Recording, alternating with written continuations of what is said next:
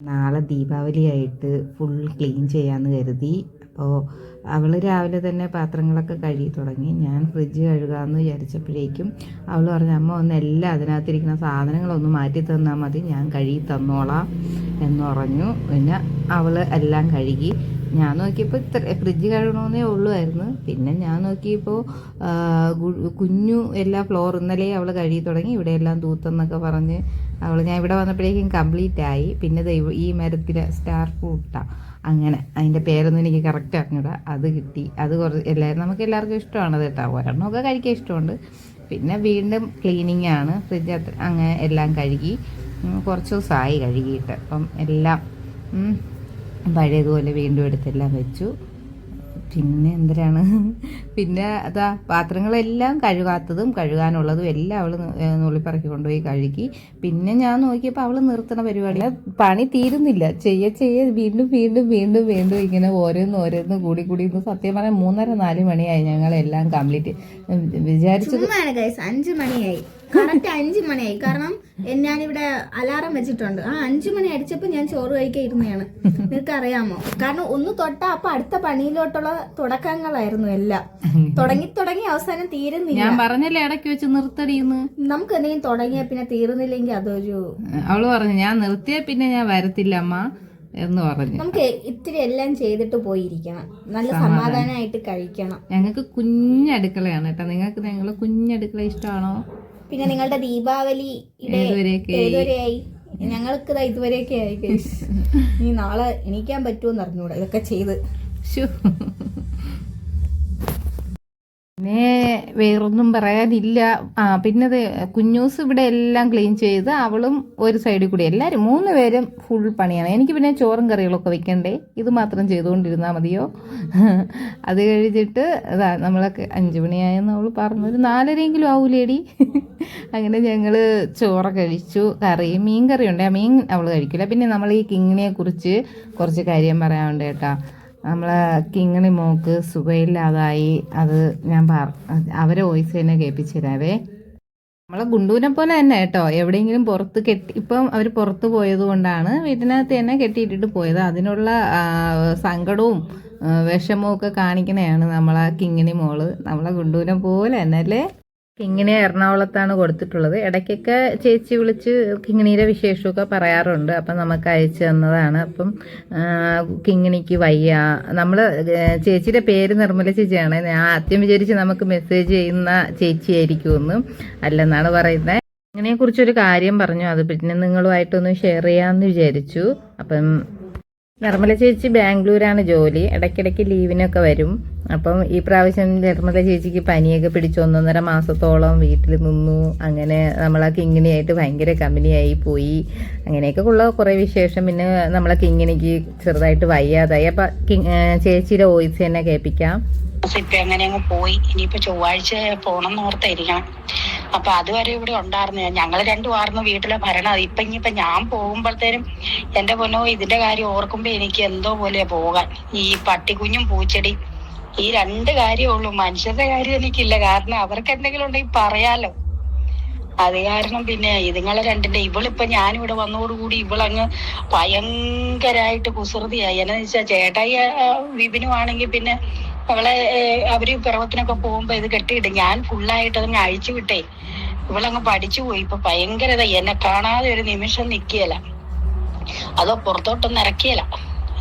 പെരക്കകത്ത് തന്നെ കാണാൻ നിൽക്കില്ല അവക്ക്. ഈ ഒരു രക്ഷയില്ല, മടുത്തു. ഇനിയിപ്പൊ ഞാൻ പോകുമ്പോ എന്നാ ചെയ്യുമെന്നുള്ളതാണ് നമ്മളിങ്ങനെ ഇരുന്ന് ആലോചിക്കും ചിലപ്പോഴൊക്കെ ഇരുന്ന്. അത് പിന്നെ അതിനൊരു പനിയായിരുന്നേ. പനിയല്ല, എന്തോ ആഹാരം കഴിക്കുകയോ ഇല്ല. ഈ ഇടയ്ക്കൊന്നും മഞ്ഞപ്പാല് ഛർദ്ദിച്ചു.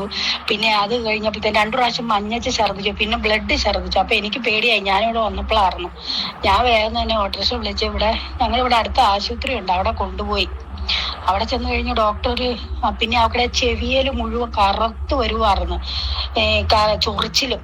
അപ്പൊ പിന്നെ അത് കൊണ്ടുപോയി കാണിച്ചു. ഡോക്ടർമാര് വെളിച്ചെണ്ണ ചാലിച്ചിടാനായിട്ടൊരു ഇത് തന്നു. അതിനാണെങ്കിൽ ഭയങ്കര മണ. പിന്നെ ചെവിയായ കാരണം, പിന്നെ നക്കുമില്ലാത്ത കാരണം കുഴപ്പമില്ല. അതും പിന്നെ അന്നേരം ഒരു ഇഞ്ചക്ഷൻ എടുത്തു. അപ്പൊ പിന്നെ അത് കഴിഞ്ഞ് അവിടുന്ന് കുറച്ച് മരുന്നും തന്നു. അപ്പൊ അത് കഴിച്ചിട്ട് ചെല്ലാൻ പറഞ്ഞു. അത് കഴിച്ചു കഴിഞ്ഞ് പിന്നെ ഞങ്ങൾ ചെന്ന്. അത് കഴിഞ്ഞാൽ പിന്നെ ഇവൾക്ക് വിശപ്പില്ലായ്മ. ഇത് നന്നാവൂല്ലാത്ത എന്നാന്ന് തോന്നണം. ഈ വയറിങ്ങനെ ഇട്ടിട്ട് ഞങ്ങൾക്ക് കുറച്ച് തീറ്റ മതി. അപ്പൊ അങ്ങനെ ഞാനിവിടെ വന്ന് കോഴിക്കാല് മേടിച്ചോണ്ട് വന്ന് വെട്ടി അരിഞ്ഞ് മഞ്ഞപ്പൊടി ഇട്ട് വേവിച്ച്. പക്ഷെ 2 കഷ്ണം അല്ലാതെ 3 കഷ്ണം അവള് തിന്നില്ല. ഒരു വായിക്ക് ചോറും തിന്നും, അത്ര തിന്നോളൂ. അതുകൊണ്ട് ഏട്ടായി പറഞ്ഞു അത് കൊടുക്കണ്ട, ഞാനിവിടെ ഇറച്ചി വെക്കണുണ്ട്, അത് കൊടുത്തോളാം എന്ന് പറഞ്ഞു. അങ്ങനെ പനിയായിരുന്നു. ഇപ്പൊ ഒരു ടോണിക്ക് തന്നു. പിന്നെ പുറത്തുനിന്ന് മേടിക്കുവേത്. ആ ടോണിക്ക് വൈകിട്ട് മാത്രം കൊടുക്കാൻ പറഞ്ഞു, 5 മില്ലി വീതം. വിശപ്പുണ്ടാവാനായിരിക്കും, ഇതിനായിരിക്കും. പിന്നെ ഒരു പൊടിയുണ്ട്, അത് നമ്മള് എന്തിലും ചാലിച്ചു കൊടുക്കാനാ പറഞ്ഞ, ചായയിലോ പാലിലോ. അപ്പൊ ഞങ്ങള് രാവിലെ പാലിന്റെ കൂടത്തെ പാൽ ഇതിനൊരു മണമുണ്ട്, അവള് കുടിക്കുകയില്ല. അപ്പൊ ഞങ്ങളെന്ന് വെച്ചാൽ തേനിനകത്ത് ചാലിച്ച് കൊടുക്കും. ഞാൻ പറഞ്ഞില്ലേ, ഒരു പൊടിയും അത് വെളിച്ചെണ്ണ തേച്ച് തൂക്കാനുള്ള ചെവിയിലൊക്കെ തൂക്കാൻ. പിന്നെ ഇഞ്ചക്ഷൻ എടുത്തു. പിന്നെ അവിടുന്ന് ഒരു കുറച്ച് മരുന്ന് തന്നു വിട്ടു. അത് ഒരു നേരം കഴിക്കാനാ. അതൊക്കെ കൊടുത്തു, അങ്ങ് കുറയും. പിന്നെ വീണ്ടും കുറച്ച് കഴിഞ്ഞ് കഴിയുമ്പോഴത്തേന് ആ ചെവി രണ്ടങ്ങ് ചൊറിയി, കാലിന്റെ തുടയുടെ ആ 2 സൈഡിലും കുരുക്കൾ വരും. അപ്പൊ അത് വെളിച്ചെണ്ണ ഇത് തൂക്കാനാ പറഞ്ഞത്. പിന്നെ ഭയങ്കര സ്മെല്ലുണ്ട് അതിന്. അപ്പൊ എന്നാണേലും അത് തൂക്കമുണ്ട്, കുറവുണ്ട്. പിന്നെ ഭക്ഷണത്തിന്റെ കാര്യം എന്ന് പറഞ്ഞാൽ ഇതുങ്ങൾ അത്ര മതിയായിരിക്കും, വയറൊക്കെ ഒട്ടിക്കിടക്കണായിരിക്കും. പക്ഷെ ആരോഗ്യ പ്രശ്നങ്ങളൊന്നുമില്ല അവർക്ക്. നല്ല ആരോഗ്യം, മറ്റുള്ള പട്ടികളെക്കാളും ഭയങ്കര ആരോഗ്യം ഇവർക്ക്. നമ്മളൊക്കെ പിടിച്ചാലൊന്നും അവര് നിൽക്കുകയല്ല. പക്ഷെ അവരുടെ ശരീരപ്രകൃതി കൊണ്ടായിരിക്കും അങ്ങനെ ഇരിക്കണത്. വീട്ടില് ഭക്ഷണം എന്ന് പറഞ്ഞാ ഇവിടെ ഞങ്ങൾക്ക് ആർക്കും തന്നില്ലേലും പുള്ളിക്കാരൻ ഈ പട്ടി, ഈ പൂച്ച, നാട്ടുകാരുടെ പൂച്ച മുഴുവനുണ്ട് വീട്ടില്. കാക്ക എന്ന് വേണ്ട, എല്ലാം ഉണ്ട്. എല്ലാത്തിനും തീറ്റ കൊടുക്കും. അതും പുള്ളി എന്നതാ പറയണ, വീട്ടിൽ മുളകിടിച്ച് കഞ്ഞി കുടിച്ചിട്ട് കടയിൽ നിന്ന് ഇറച്ചി മേടിച്ചോണ്ട് വന്ന് പൂച്ചയ്ക്കും, കടക്കാരുടെ പൂച്ചയ്ക്കും പട്ടിക്കും കൊടുക്കും. അതാണ് പുള്ളിയുടെ കാര്യം. അപ്പൊ ഇത് അങ്ങനെയൊന്നും അല്ല. ഇതിപ്പോ ഇവരുടെ ശരീരപ്രകൃതി അങ്ങനെയാ, അതേ ഉള്ളൂ. പക്ഷെ അവളിപ്പോ ഇച്ചിരി മെച്ചപ്പെട്ടു. പിന്നെ ഒരു ടോണിക്കൊക്കെ ഡോക്ടർ കുറിച്ച് തന്നിട്ടുണ്ട്. ഞങ്ങളെയും ചെന്ന് പരാതി പറഞ്ഞു, ക്ഷീണിച്ച്. അന്നേരം ഡോക്ടർ പറയാ, എടോ ക്ഷീണിച്ചിരിക്കണ പട്ടി എപ്പോഴും നല്ലത്. ഒത്തിരി വണ്ണം വെച്ചിരുന്ന പല പല അസുഖങ്ങളുണ്ടാവും, ചൊറിച്ചിലും മാന്തലും ഒക്കെ ഉണ്ടാവും. ഇതിപ്പോ സാധാരണ പട്ടികൾക്കെല്ലാം ഉണ്ട്, ഇത് തേച്ചാ മതി എന്നാ പറഞ്ഞത്. പിന്നെ ഇനിയിപ്പോ അടുത്ത ഇഞ്ചക്ഷൻ എടുക്കാറായി. 1 വർഷം കഴിഞ്ഞ് ഞങ്ങൾ ഇഞ്ചക്ഷൻ എടുത്ത് ലൈസൻസും എടുത്തതാ. ഇനിയിപ്പോ നമ്മള് പേവിഷബാധയ്ക്കുള്ള ഇഞ്ചക്ഷൻ എടുക്കണം. അതിപ്പോ ഒരു നിർമ്മല ചേച്ചി പറയുന്നത് പോലെ തന്നെ നമ്മളെ ഗുണ്ടുവിൻ്റെ ആരും അവൻ ഇങ്ങനെ മെലിഞ്ഞ് തന്നെ ഇരിക്കും. എത്ര ഫുഡും അധികം വേണ്ട, കുറച്ച് ഫുഡും മതി. ഞാൻ നോക്കിയപ്പം ഗുണ്ടുവിൻ്റെ സഹോദരങ്ങളെല്ലാം ഒരുപോലെ തന്നെ. അവരും പരാതി പറഞ്ഞു, ഫുഡൊന്നും അധികം കഴിക്കത്തില്ല, അങ്ങനെ ഇങ്ങനെയെന്നൊക്കെ.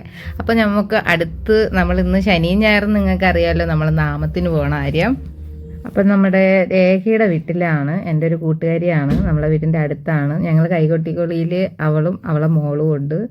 അപ്പോൾ നമ്മൾ ശ്രീകുട്ടി നാമം പറയണമെന്ന് കേട്ടാലോ. കേൾക്കുമാറാകണമേ.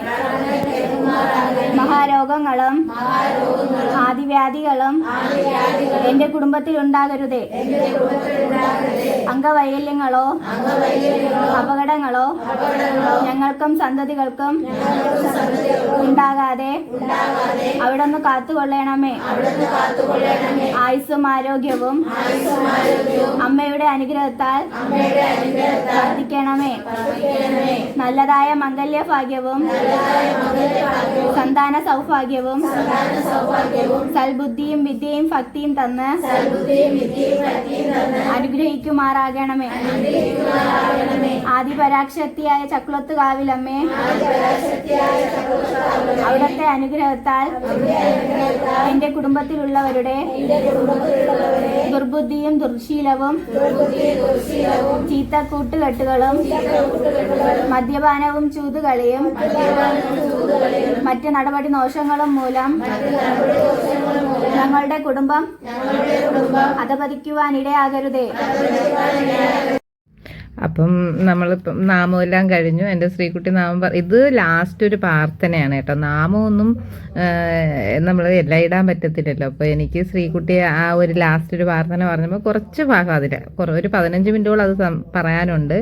പിന്നെ നമ്മളൊരു ചെറിയ ചായയുടെയും ചെറിയൊരു രീതിയിലുള്ള ഭക്ഷണമൊക്കെ കഴിച്ചിട്ട് ഞങ്ങൾ വീട്ടിൽ വന്നപ്പോൾ ആ ചേട്ടൻ ജോലി കഴിഞ്ഞ് വന്നതിൻ്റെ ബഹളമാണ്. അതായത് അറിയാമല്ലോ, എന്നും ഈ ചേട്ടനും അവൻ്റെ കൂടെ കളിക്കണത് കുറച്ച് നേരം ഇഷ്ടമാണ് കേട്ടോ. വന്ന ആ ഒരു അത് മൂഡ് പോലെ ഇരിക്കും. ഇന്ന് കുഴപ്പമില്ല.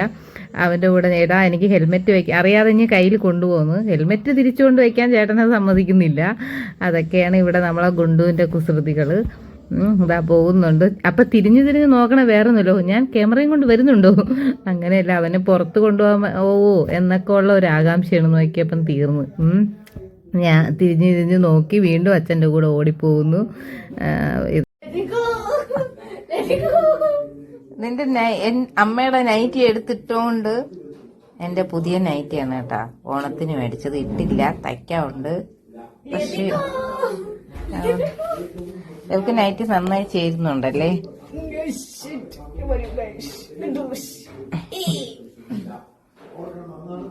കൊണ്ടുപോ